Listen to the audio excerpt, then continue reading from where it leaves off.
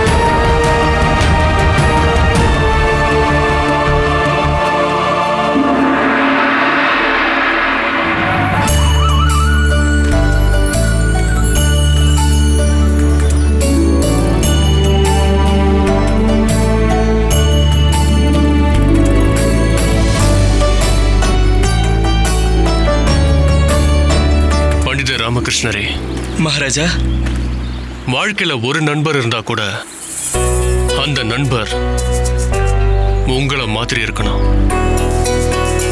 ரொம்ப நன்றி. உங்களுடைய நண்பனா இருக்கிற பாக்கியம் எல்லா ஜென்மத்திலும் எனக்கு கிடைக்கணும். கடவுள்கிட்ட நான் அதை தான் வேண்டிக்கிறேன். சரி, அப்ப நாம நாளைக்கு சபையில சந்திக்கலாம். கட்டளைப்படியே மகாராஜா. ராமா, நண்பரா இருந்தாலும் நாளைக்கு சபைக்கு தாமதமா வர அனுமதி இல்ல. அதனால இல்ல மகாராஜா, நாளைக்கு சபைக்கு சரியான நேரத்துக்குள்ள வந்துருவேன்.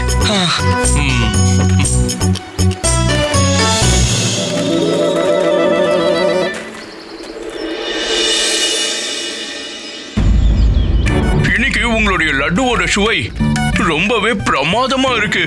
பண்டிதர் ராமகிருஷ்ணரே, என்னோட லட்டுவின் சுவை எப்போதும் ஒரே மாதிரி தான் இருக்கும். ஆனா நீங்க தான் இன்னைக்கு ரொம்ப மகிழ்ச்சியா இருக்கிற மாதிரி தெரியுது. அதனாலதான் இன்னைக்கு உங்களுக்கு என்னோட லட்டுவின் சுவையும் அதிகமா இருக்கிற மாதிரி தெரியும். ரொம்ப சரியா சொன்னீங்க ஐயா. மனுஷனுடைய மனநிலைமை எவ்வளவு தாக்கம் கொண்டதா இருக்கு. நிம்மதியா இருந்தோம்னா எல்லாமே சுகமா தெரியும். அது என்னன்னா, இன்னைக்கு அம்மா தென்னாலி கிராமத்துல இருந்து திரும்ப வராங்க. அதனாலதான் மனசு ரொம்ப சந்தோஷமா இருக்கு. அம்மாவுக்கு லட்டுனா ரொம்ப பிடிக்கும். அதனால 2 கிலோ கட்டிடுங்க. சரிங்க பண்டிதரே, தரேன்.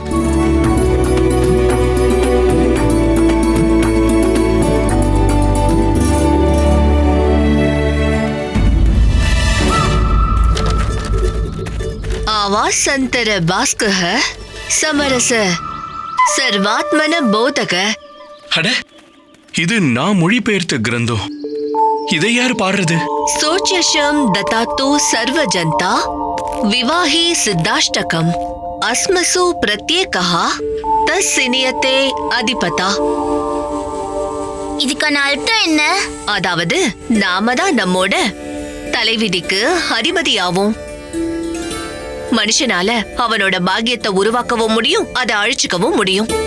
குருமாதா ஸ்லோகத்தோட அர்த்தத்தை கூட எவ்வளவு அழகா விளக்கி சொல்றாங்க. இதோட அர்த்தம் ரொம்ப ஆழமா இருக்கு. ஆமா குண்டப்பா.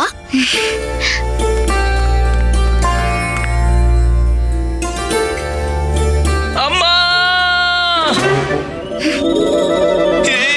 என்னுடைய அம்மா வந்துட்டாங்க. புடி அம்மா. பாத்து பாத்து, ஜாக்கிரதை ஜாக்கிரதை. தென்னாலி கிராமத்துல எல்லாரும் எப்படி இருக்காங்க? எல்லாரும் சௌக்கியம் தானே? ஐயோ அம்மா, இங்க பாருங்க, நான் உங்களுக்காக லட்டு வாங்கிட்டு வந்திருக்கேன்.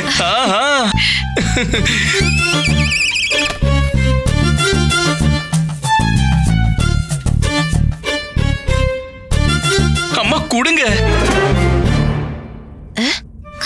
ஐயோ, லட்டு இல்ல, ஆசீர்வாதம் கொடுங்க, ஆசீர்வாதம்.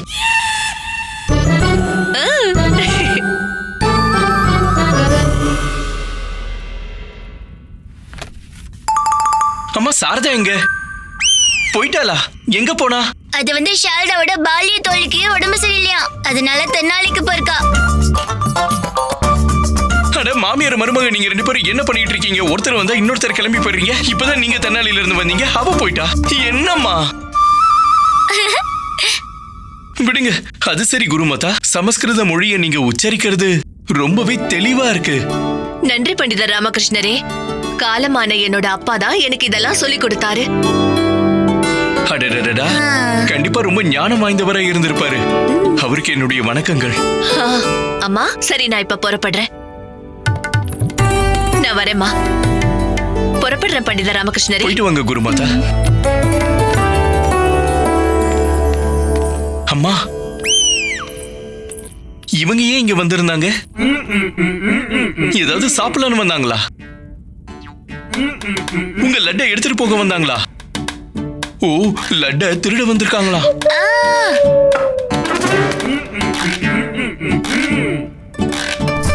கடவுளோட பிரசாதம் கொடுக்க வந்தாங்களா? பொடலங்கா பதார்த்தம். பொடலங்க பதார்த்தமா? அம்மா, கடவுளுக்கு பிரசாதமா? பொடலங்காவெல்லாம் யார் அர்ப்பணிப்பாங்க? இந்த பொடலங்கா பொரியல் குருக்கு ரொம்ப பிடிச்சது இல்ல, அதனாலதான். குலுமாத்தாவோட பிரபு அவர் தானே? என்னுடைய கிரந்தத்தை யார் வெளியில கொண்டு வந்தது? குண்டப்பா, நான் உன்கிட்ட எவ்வளவு முறை சொல்லியிருக்கேன், என்னுடைய எந்த ஒரு பொருளையும் நீ தொடக்கூடாதுன்னு. அம்மா என்ன சொல்றாங்கன்னா, இந்த வீட்டுல எந்த ஒண்ணுதுன்னு எதுவும் இல்ல, இருக்கத்தெல்லாம் எல்லாருக்குமே சொந்தம். நன்றி அம்மா. பாருங்க, நீ என்னோட லட்டுவ ஏன் தொட்ட? அம்மா, நீங்க தானே இப்ப சொன்னீங்க இந்த வீட்டுல என்னோடது உன்னோடதுன்னு எதுவும் இல்ல, எல்லாம் எல்லாருக்கும் சொந்தம்னு. ஓ,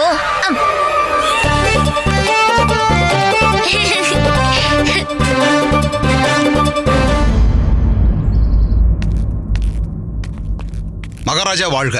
வணக்கம் மகாராஜா. வணக்கம். வணக்கம் மகாராணி திருமலம்பா அவர்களே. வணக்கம் மகாராணி சின்னாதேவி அவர்களே. வணக்கம். மகாராஜா, நீங்க என்ன வர சொல்லி இருந்தீங்களா? எல்லாம் சௌக்கியம் தானே? மந்திரியாரே, ஒரு முக்கியமான விஷயத்துக்காக தான் நான் உங்களை இங்க வர சொல்லியிருந்தேன். ராமகிருஷ்ணர் நமக்காகவும் நம்ம ராஜ்யத்துக்காகவும் நிறையவே பண்ணிருக்காருன்னு உங்களுக்கு நல்லாவே தெரியும். நாம அவரை எவ்வளவுதான் புகழ்ந்தாலும் அது குறைவுதான். கூடவே அவருக்குன்னு கொடுக்கறதுக்கு என்கிட்ட ஒரு சரியான வெகுமதியே இல்ல, ஒரு சரியான பதவியும் இல்ல. அதனாலேயே நான் ஒரு புது வழியை யோசிச்சிருக்கேன். மந்திரியாரே, அதன்படி நீங்க ஒரு பெரிய கொண்டாட்டத்துக்கு ஏற்பாடு செய்யணும். விஜயநகர ராஜ்யத்தோட மதிப்பிற்குரிய நபர்களை அழைச்சு இந்த மொத்த ராஜ்யத்துக்கும் முன்னாடியும் பண்டிதர் ராமகிருஷ்ணருக்கு நான் மரியாதை செலுத்த விரும்புறேன். மகாராஜா, இது ஒரு சிறந்த யோசனை. மகாராஜா, நான் இப்பவே எல்லா ஏற்பாடுகளையும் பண்ணிடுறேன். அனுமதி கொடுங்க மகாராஜா. கண்டிப்பா மந்திரியாரே. வரேன். வாங்க.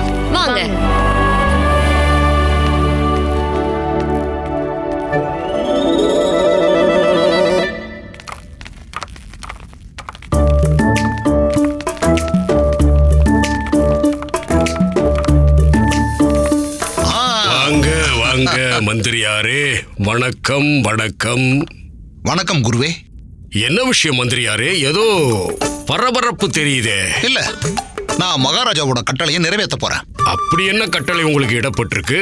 மகாராஜாவோட கட்டளை என்னன்னா, ஒரு பெரிய கொண்டாட்டத்துக்கு ஏற்பாடு பண்ணி விஜயநகரத்தோட எல்லா மக்களுக்கும் முன்னாடி அவர் பண்டிதர் ராமகிருஷ்ணரை கௌரவிக்க விரும்புறாரு.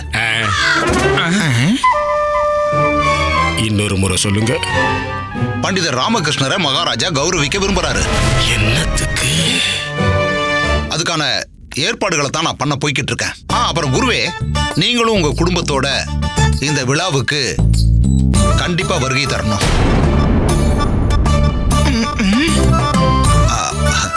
இப்ப எனக்கு அனுமதி கொடுங்க.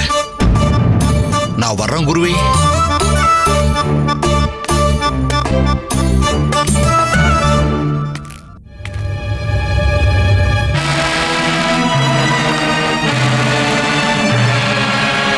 இத பாத்தீங்களா குருஜி? நீங்க இந்த விஜயநகர ராஜ்யத்தோட மகாராஜகுரு. ஆனா இன்னைக்கு வரைக்கும் மகாராஜா உங்களுக்காக ஏதாவது... மகாராஜா உங்களுக்காக பெரிய அளவுல விழா நடத்துறது என்ன, ஒரு சின்ன கூட்டத்தை கூட்டி கூட உங்களை கௌரவிக்கவே இல்லை குருஜி. நீங்க பாவம்.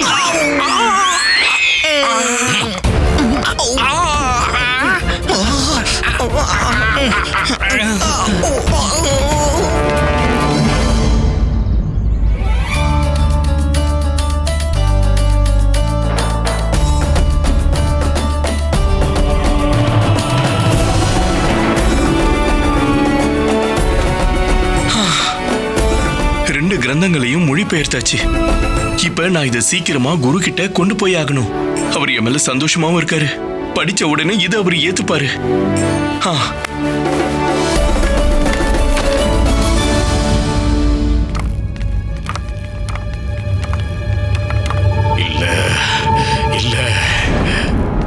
மகாராஜாவோட கட்டளை என்னன்னா, ஒரு பெரிய கொண்டாட்டத்துக்கு ஏற்பாடு பண்ணி அவர் பண்டிதர் ராமகிருஷ்ணரை கௌரவிக்க விரும்புறாரு.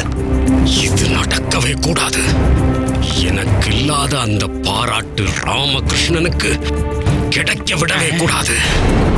குருஜி, நீங்க மகாராஜாவை எதிர்க்க போறீங்களா? உங்களுக்கு தான் இது தெரியும்ல, இந்த விழாவை ஏற்பாடு பண்ணதே நம்ம மகாராஜா தான்.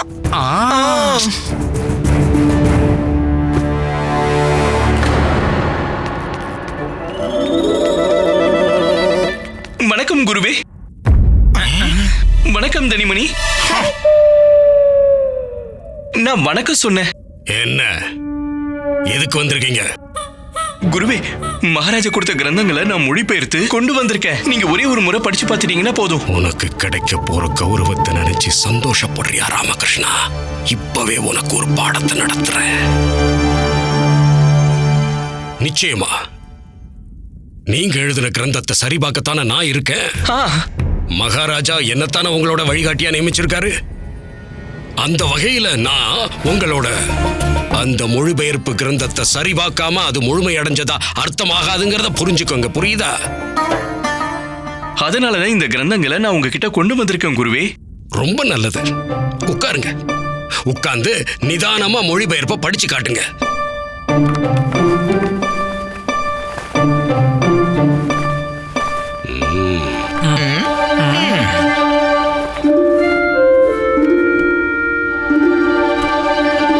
சுக்லாம்பர் தரம் விஷ்ணும் சசிவர். பண்டித ராமகிருஷ்ணரை எதுக்காக இப்படி கத்துறீங்க? காது என்ன ஆகிறது? சரி, எந்திரிச்சு அங்க போய் அங்க நின்னு படிங்க.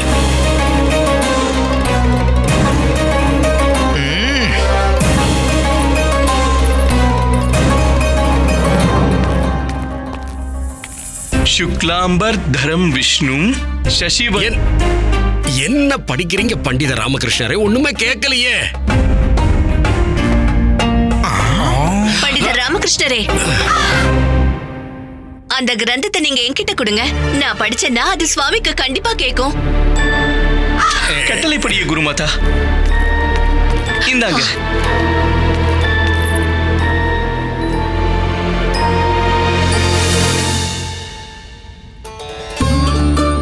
शुक्लांबरधरं विष्णुं शशिवर्णं चतुर्भुजं प्रसन्नवदनं ध्यायेता सर्वविघ्नोपशान्तये. ஆஹா குருமாதா, உங்களுடைய குரல் எவ்வளவு இனிமையா இருக்கு. அப்புறம் உச்சரிப்பு எவ்வளவு சுத்தமா இருக்கு. வருணமாலா, போய் எனக்கு தண்ணி கொண்டு வா. தாகம் அதிகமா இருக்கு. இதோ கொண்டு வர சுவாமி. நீ போ. இந்தாங்க பண்டித ராமகிருஷ்ணரே, படிங்க படிங்க, நல்லா படிங்க. சரி குருவே. சுக்லாம்பர் தரம். கொஞ்சம் இருங்க பண்டித ராமகிருஷ்ணரே. ஓஹோ, இன்னைக்கு நாள் ரொம்ப வெக்கையா இருக்குல்ல. தனிமணி, போங்க போய் விசிறி கொண்டு வாங்க. கட்டளைப்படியே குருஜி. இதோ உடனே கொண்டு வரோம்.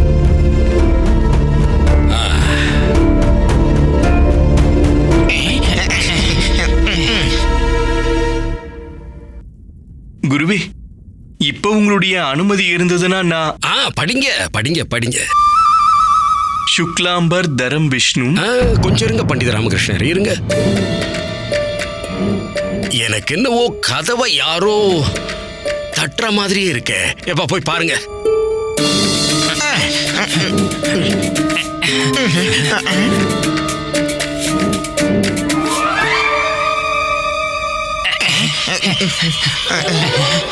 குருஜி, அங்க யாருமே இல்ல. அப்படியா? ஆமா. எனக்கு ஏதோ பிரம்மன் நினைக்கிறேன். நீங்க ஏன் நிறுத்திட்டீங்க? நீங்க படிங்க, நீங்க படிங்க. சுக்லாம்பர் தரம். பண்டித ராமகிருஷ்ணரே, என்ன செய்யறீங்க? ஏன் இப்படி கத்துறீங்க? நான் உங்களை கத்தியா சொல்ல சொன்னேன்? படிக்க தானே சொன்னேன். நீங்க என்கிட்டயே கொடுத்துருங்க, நானே படிச்சுக்கிறேன்.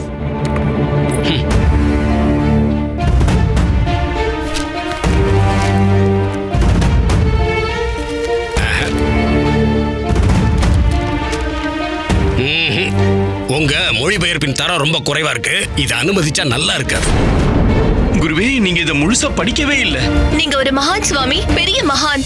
வெறும் சில பக்கங்களை மட்டுமே தொட்டு பார்த்துட்டு நீங்க மொத்த கிரந்தத்தையுமே படிச்சு முடிச்சிட்டீங்க. நீங்க மகான், பெரிய மகான். வாழ்க சுவாமி, நீங்க வாழ்க. போதும் போதும் போதும். தண்ணீர் சுவாமி. என்னது தண்ணியா? இதை வச்சுக்கிட்டு நான் என்ன பண்ண? எனக்கு தெரியாது, நீங்க தானே கொண்டு வர சொன்னீங்க. வர்ணமாலா, நீ கொஞ்சம் அமைதியாயிரு. பண்டித ராமகிருஷ்ணர் வந்த காரியம் எதுவோ அதை நான் கவனிக்கணும்ல. கண்டிப்பா கவனிங்க சுவாமி. நான் இப்ப உங்ககிட்ட வேண்டான்னு சொன்னேன்.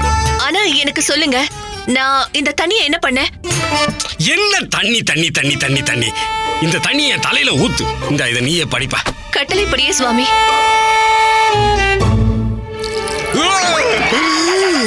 குருஜி, என்ன காரியம் செய்யற வர்ணமாலா? நான் பாக்கியம் அடைஞ்சிட்டேன் சுவாமி. உங்களை தொட்ட அந்த புனிதமான தண்ணியால என்ன நீங்க பாக்கியமாக்கிட்டீங்க. நான் பாக்கியம் அடைஞ்சிட்டேன் சுவாமி, நான் பாக்கியம் அடைஞ்சிட்டேன். கடவுளே, நீ போம்மா. வேணும்னா நான் உன்னை கையெடுத்து கும்பிட்டு கேட்டுக்கிறேன். தயவு செஞ்சு போயிரு. சரிங்க சுவாமி.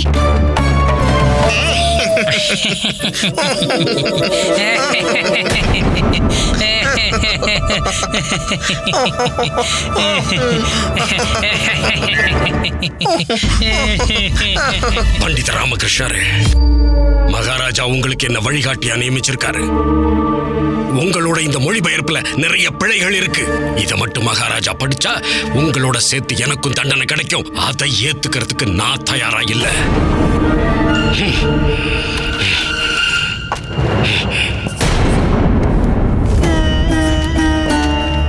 குருவே,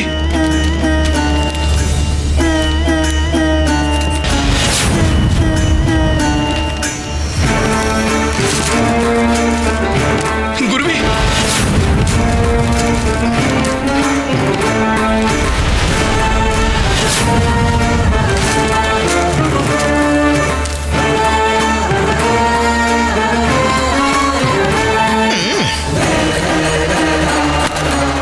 இந்தாங்க உங்க கிரந்தம். இதை எடுத்துக்கிட்டு போய் மறுபடியும் மொழிபெயர்த்து கொண்டு வாங்க.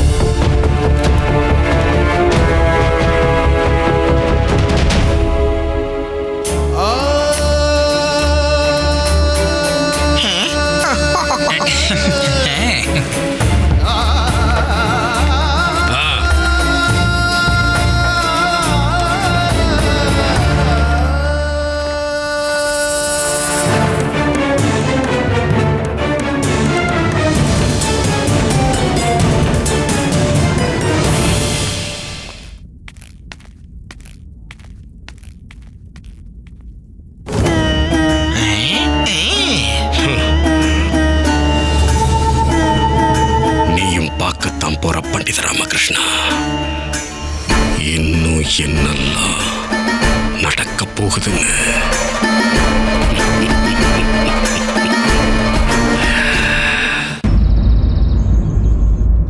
இல்லம்மா, நான் சொல்ல வந்ததுக்கு அர்த்தம் இல்ல அது வந்து ஓ வணக்கம் பண்டிதர் ராமகிருஷ்ணரே. வாழ்த்துக்கள் பண்டிதர் ராமகிருஷ்ணரே. நாளைக்கு காலையில மகாராஜா உங்களை கௌரவிக்க ஒரு பெரிய ஏற்பாட்டை பண்ணியிருக்காரு. மகாராஜாவுக்கும் விஜயநகரத்து மக்களுக்கும் அப்புறம் எனக்கும் நீங்க செஞ்ச அசாதாரணமான வேலைகளை நினைச்சு ரொம்ப ரொம்ப பெருமையா இருக்கு. அப்புறம் நீங்க நாளைக்கு உங்க குடும்பத்தினரோட சேர்ந்து நம்ம ராஜசபைக்கு வந்து சேர்ந்துருங்க. கட்டளைப்படியே மந்திரியாரே. இப்ப எனக்கு அனுமதி கொடுங்க பண்டிதர் ராமகிருஷ்ணா. வரேன் அம்மா.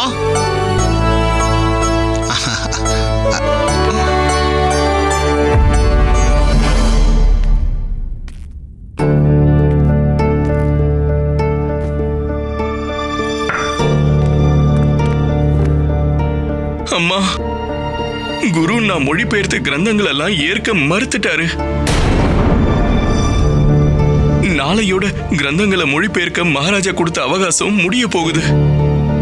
மகாராஜா குருவை என்னுடைய வழிகாட்டியா நியமிச்சதுனால அவருடைய அங்கீகாரம் இல்லாம என்னால இத மகாராஜா கிட்ட கொண்டு போகவே முடியாது. எனக்கு நல்லா தெரியும், நான் இதை எவ்வளவு நல்லா மொழிபெயர்த்தாலும் குரு அவருடைய அனுமதியை எனக்கு தரவே போறதில்ல.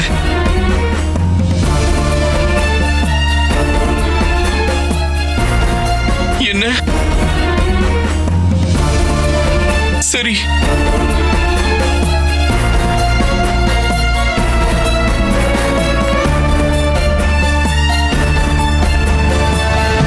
ஒரு பக்கம் குரு என்னுடைய எழுத்துக்களுக்கு அனுமதி தர மாட்டேங்கிறாரு, இன்னொரு பக்கம் மகாராஜா என்னை கௌரவிக்க விழாவை நடத்த போறாரு. நாளைக்கு இந்த வேலையை முடிக்க வேண்டிய கடைசி நாள். மகாராஜா மட்டும் மொழிபெயர்க்கப்பட்ட கிரந்தத்தை கேட்டார்னா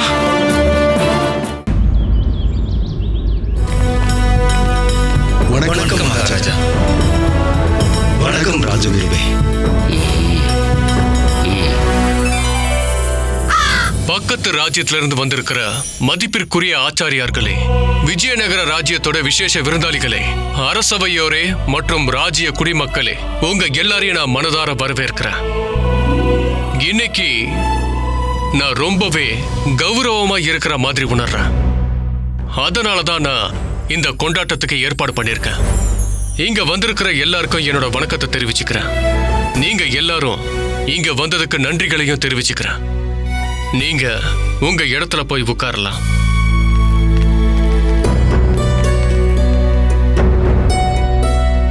மந்திரியாரே. மகாராஜா. கட்டளைப்படியே மகாராஜா.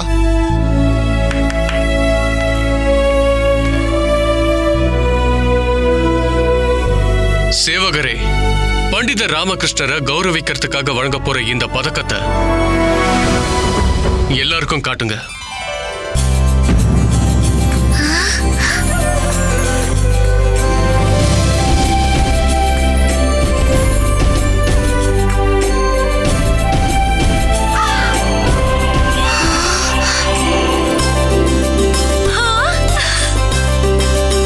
மணி, அங்க பாத்தியா? அந்த பதக்கம் முழுக்க வைரங்கள் பதிக்கப்பட்டிருக்கு. பாத்தீங்களா? பதக்கம் பதிக்கப்பட்டிருக்கு. எல்லாமே வைரம் தான்.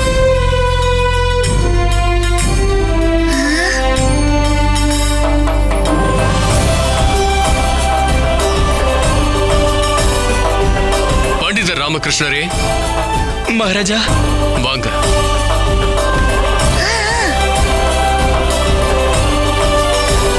கட்டளைப்படியே மகாராஜா.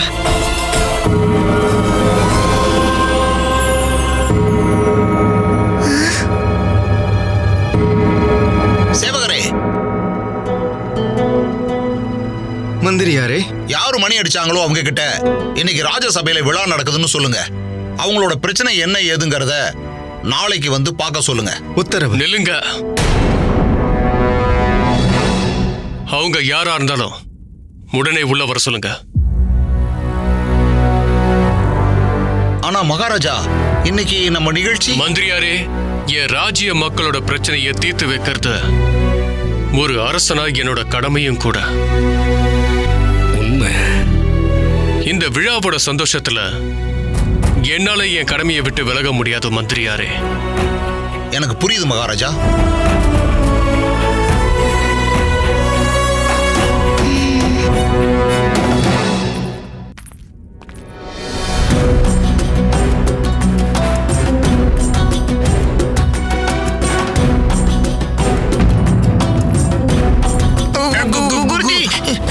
குருஜி, அங்க பாத்தீங்களா? இவங்க அதே விவசாயிகள் தான். போன வருஷம் நீங்க இந்த விவசாயிகளை தான் ஏமாத்துறீங்க குருஜி. இல்ல குருஜி, இவன் என்ன சொல்ல வரானா, அதோ அங்க நிக்கிறாங்களே, அவங்க வீட்டுக்கு தான் போன வருஷம் நீங்க பூஜை செய்ய போயிருந்தீங்க. நல்லா யோசிச்சு பாருங்க.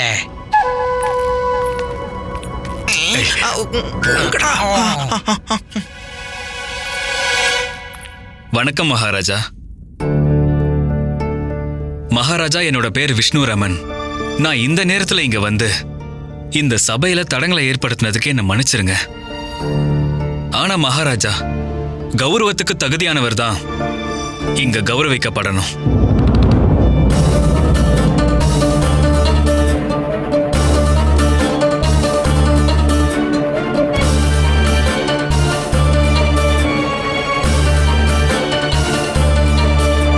என்ன சொல்றீங்க?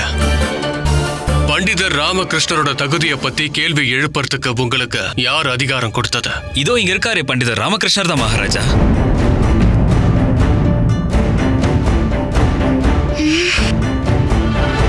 மகாராஜா, இவரால எல்லாமே நாசமாயிருச்சு. என்னோட வீடு, என்னோட விவசாயம், என்னோட மொத்த வாழ்க்கையையும் இவர் பறிச்சிட்டாரு மகாராஜா.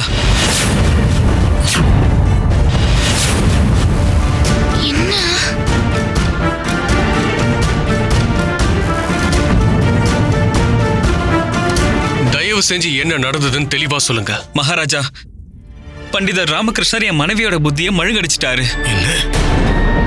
இவர் என் மனைவியோட மூளையை செலவு செஞ்சிருக்காருன்னு தெரிஞ்சிருந்தா நான் பக்கத்து ராஜ்யத்துக்கு விவசாயத்துக்கு போயிருக்கவே மாட்டேன். கடவுளே, இவர் சொல்ற பேச்செல்லாம் கேட்டு என் மனைவி என்ன பக்கத்து ராஜ்யத்துக்கு விவசாயம் பண்ண அனுப்பி வச்சா. நான் இல்லாத நேரத்தை இவர் சாதகமா பயன்படுத்தி என் மனைவி கிட்ட என்னை பத்தி தப்பா சொல்லியிருக்காரு.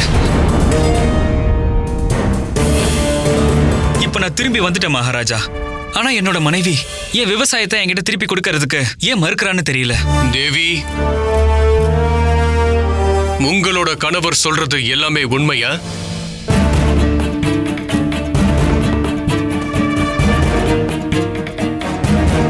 ஆமா மகாராஜா, இவர் சொல்றதெல்லாம் உண்மைதான்.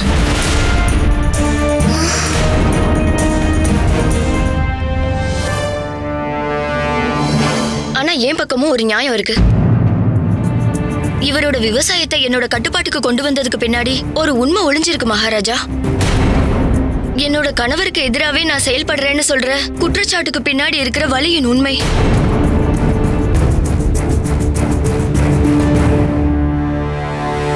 கொஞ்சம் பொறுங்க, கொஞ்சம் பொறுங்க தேவி அவர்களே. இப்படி வார்த்தைகள்ல வலை விரிச்சு அதுல எங்களை சிக்க வைக்க முயற்சிக்க கூடாது. மகாராஜா, எனக்கு ஒரு சந்தேகம். ஒரு பெண்ணுக்கும் விவசாயத்திற்கும் என்ன சம்பந்தம்? அப்புறம் நீங்க உங்க பேர் என்ன, அதை சொல்லுங்க முதல்ல. விஷ்ணு ரமன். விஷ்ணு ரமன் அவர்களே, நீங்க செஞ்சது சாதாரண தவறு இல்ல. எந்த ஆண் மகனாவது தன்னுடைய விவசாயத்தை முழுமையா ஒரு பெண்கிட்ட ஒப்படைப்பானா? ஒப்படைச்சிட்டு வேற போயிட்டீங்க, அதுவும் பெரிய தப்பு. இதுக்கு என்னையே நீங்க உதாரணமா எடுத்துக்கலாமே. என்னுடைய மனைவி சதா கணவனோட பக்தியிலேயே இருக்கிறவ. அந்த பக்தி இருக்கே, அது எந்த அளவுல இருக்கும் அப்படின்னா, அவளுக்கு என்ன தவிர இந்த உலகத்துல வேற எதுவுமே தெரியாது. கணவன் மேலான பக்தி இருக்கே, அதுதான் பக்தியிலையும் சிறந்த பக்தின்னு நினைக்கிறவ.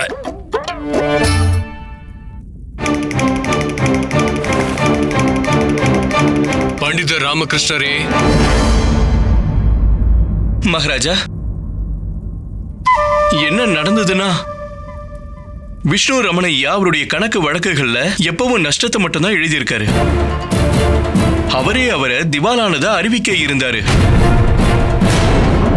ஆனா என்னுடைய ஆலோசனையின்படி இவருடைய மனைவி தேவி தேவப்பிரியா இவர் அடுத்த ராஜ்யத்துக்கு போய் விவசாயம் பண்ண சொல்லியிருந்தாங்க. அதுக்கப்புறம் இவங்களே இங்க இருக்கிற விவசாயத்தை பாத்துக்க ஆரம்பிச்சாங்க. அதன் பிறகு இவங்களுடைய விவசாயம் லாபமடைய ஆரம்பிச்சிருக்கு.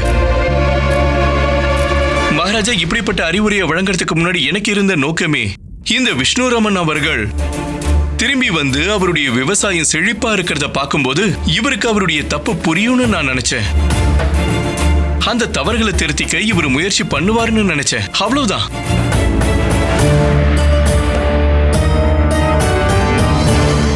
பண்டிதர் ராமகிருஷ்ணரே, அப்படின்னா எனக்கு நீங்க விவசாயம் பண்ண தெரியலன்னு சொல்ல வரீங்களா? எனக்கு விவசாயம் பண்ற திறமை இல்லைன்னு சொல்ல வரீங்களா? நீங்க முதல்ல இதை தெரிஞ்சுக்கோங்க. இந்த விவசாயம் என்னோட திட்டத்துல இருந்து தான் உருவாக்கப்பட்டது பண்டிதரே. என்னோட திட்டம் தான் இந்த விவசாயத்தோட மூலாதாரமே. விஷ்ணுரமன் அவர்களே, உங்களுடைய தகுதியை நான் எங்க குறைவா சொல்றேன்? சந்தேகமே இல்லாம இந்த விவசாயம் உங்களுடைய திட்டத்துல இருந்து தான் உருவாயிருக்கு. ஆனா என்ன ஆனா ஆனா ஊனான்னா என்ன அர்த்தம் பண்டித ராமகிருஷ்ணரே? விவசாயங்கிறது ஆண்களுக்கான வேலை. இது கடவுளாலேயே விதிக்கப்பட்ட விஷயங்கிறத மறந்துடாதீங்க.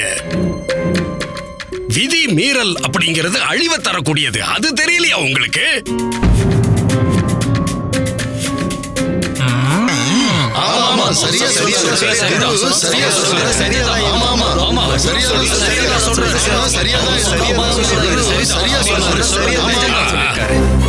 மகாராஜா, எப்பவுமே அஸ்திவாரம் தான் உறுதியா இருக்க வேண்டிய ஒண்ணு. அஸ்திவாரத்தின் உறுதியில தான் எந்த கட்டடமும் நிக்கும்.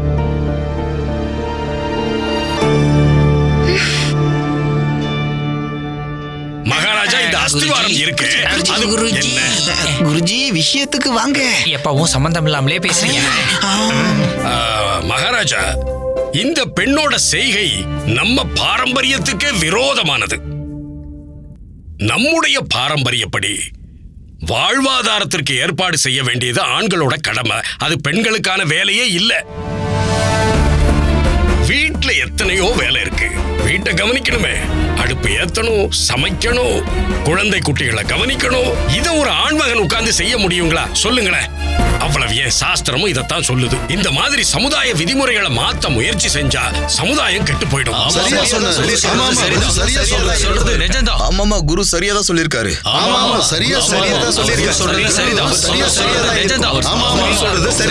அமைதி.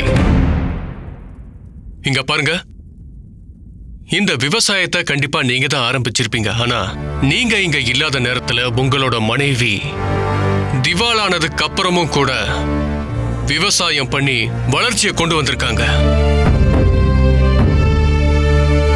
அதனால நான் என்ன நினைக்கிறேன்னா, நீங்க 2 பேருமே விவசாயத்துக்கு தகுதியானவங்க தான்.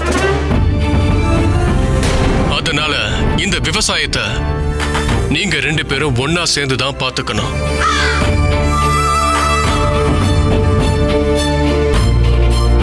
மன்னிச்சிடுங்க மகாராஜா, நான் உங்ககிட்ட ஒரு கேள்வியை கேட்க விரும்புறேன்.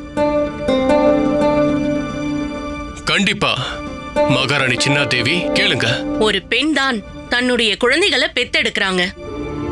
ஆனா ஏதோ ஒரு காரணத்தால அந்த பெண் அந்த குழந்தைய விட்டுட்டு எங்கேயோ தூரமா போக வேண்டியது இருக்கு. அந்த குழந்தைய அவங்களோட பக்கத்து வீட்டுல இருந்த ஒரு ஏழை விதவை பெண் பாத்துக்கிட்டாங்க. ரொம்ப அன்பா பாத்துக்கிட்டாங்க. வீட்ல ஒரே ஒரு ரொட்டி இருந்தா கூட அவங்க பசியோட இருந்துகிட்டு அவங்களோட பங்கு அந்த குழந்தைக்கு கொடுத்து அவங்களோட வாழ்க்கை பூரா அவன் மேல பாசத்தை பொழிஞ்சு அவனை வளர்க்கறாங்க.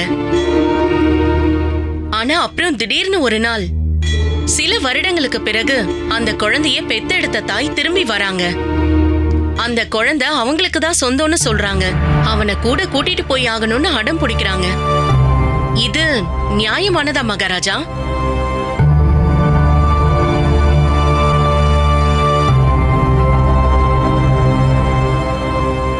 இதுல குழப்பமடைகிற அளவுக்கு எந்த விஷயமும் இல்லையே மகாராணி சின்னாதேவி.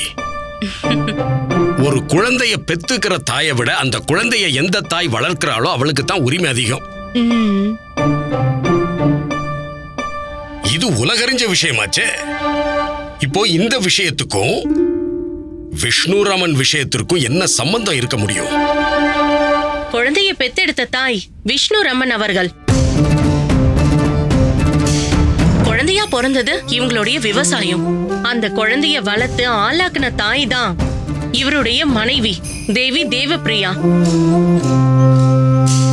இப்போ நான் கேட்க விரும்புறது என்னன்னா, நீங்க சொன்ன அந்த தத்துவத்தின் படி விஷ்ணுராமன் ஐயாவுடைய பிரச்சனையில ஏன் முடிவெடுக்கப்படல குருவே?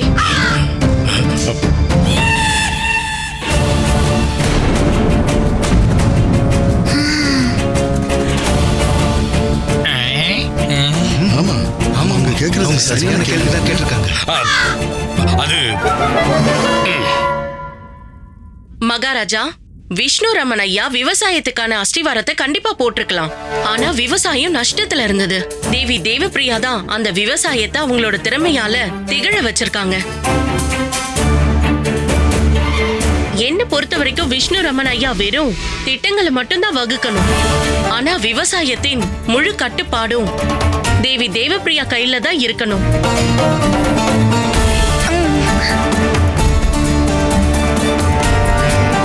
ஆனா மகாராணி சின்னாதேவி அவர்களே, தேவப்பிரியா ஒரு பெண். பெண்ணுன்றவங்க குறைஞ்சவங்க இல்ல. அவங்கள குறைவா எடை போட்டு தப்பு பண்ணாதீங்க.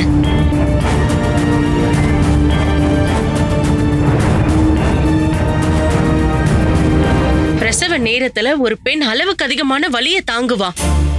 ஆனா அப்பவும் சிரிப்பா. ஆண்களால கற்பனை கூட பண்ண முடியாத அந்த வலியிலையும் ஒரு பெண் அவளுடைய குழந்தைக்காக கனவு காணுவா.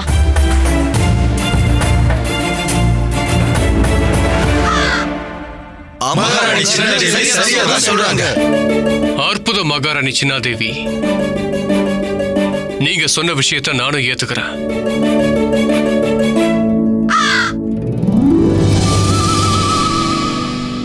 விஷ்ணுராமன் அவர்களே, இப்ப என்னோட முடிவு என்னன்னா, திட்டங்களை நீங்க வகுத்துடுங்க. ஆனா வியாபாரத்தோட வரவு செலவு உங்க மனைவி தேவி பிரியாவே பார்த்துக்கிட்டோம்.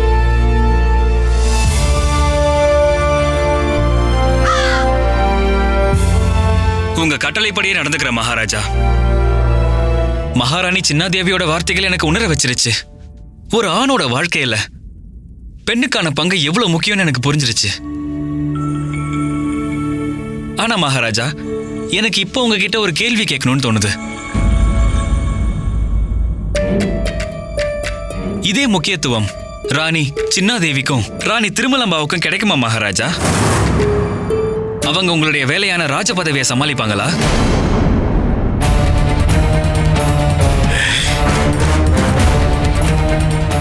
மகாராஜா, ஏதோ எனக்கு தோணுச்சு, நான் கேட்டுட்டேன். நான் என்னுடைய தவறை ஒத்துக்கிறேன் மகாராஜா. இப்போ எனக்கு அனுமதி கொடுங்க. வர மகாராஜா. வா போலாம்.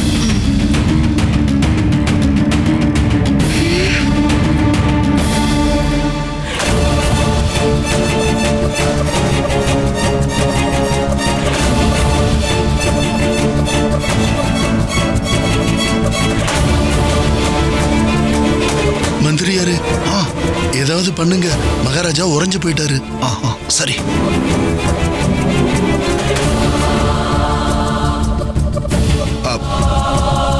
மகாராஜா,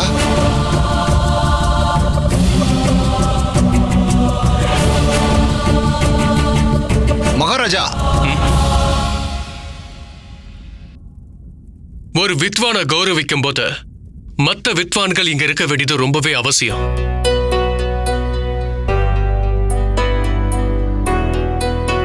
அதனாலதான் நான் உங்க எல்லாருக்கும் அழைப்பு விடுத்தேன்.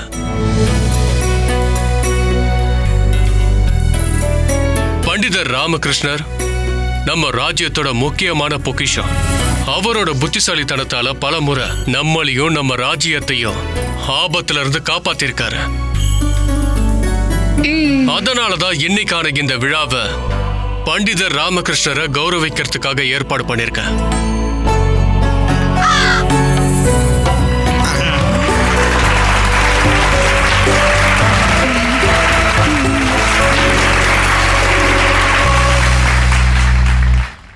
இப்போ பண்டிதர் ராமகிருஷ்ணரை கௌரவிக்கிறதுக்கு முன்னாடி நான் இந்த நாளை ரொம்ப முக்கியமான நாளா ஆக்கிறதுக்கு ஆசைப்படுறேன். கடந்த ஒரு மாதமா பண்டிதர் ராமகிருஷ்ணர் நான் எழுதின கிரந்தங்களை மொழிபெயர்த்துக்கிட்டு இருக்காரு. இன்னைக்கு நான் உங்க எல்லார் முன்னாடியும் அந்த மொழிபெயர்க்கப்பட்ட கிரந்தங்களை வெளியிட போறேன். இது மூலமா என் எழுத்துக்கள் என் மக்கள் கிட்ட அவங்களோட மொழியிலேயே சுலபமா போய் சேரும். இப்போ என்ன பண்ண போற பண்டிதர் ராமகிருஷ்ணா?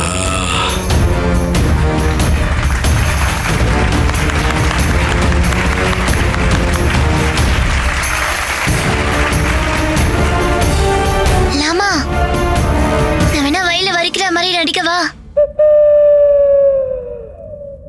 பண்டிதர் ராமகிருஷ்ணா. மகாராஜா. ராமகிருஷ்ணா, இப்பவே நீங்க எல்லாரும் முன்னாடியும் அந்த மொழிபெயர்க்கப்பட்ட கிரந்தங்களை வழங்கணும்னு விரும்புறேன். பண்டிதர் ராமகிருஷ்ணர் மொழிபெயர்த்த கிரந்தமா?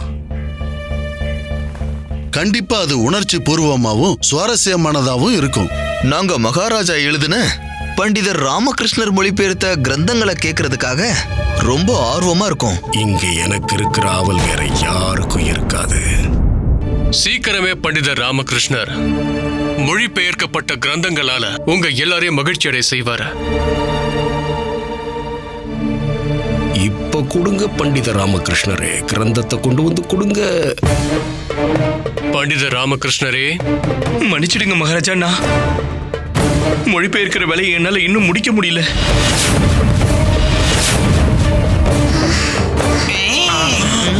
என்ன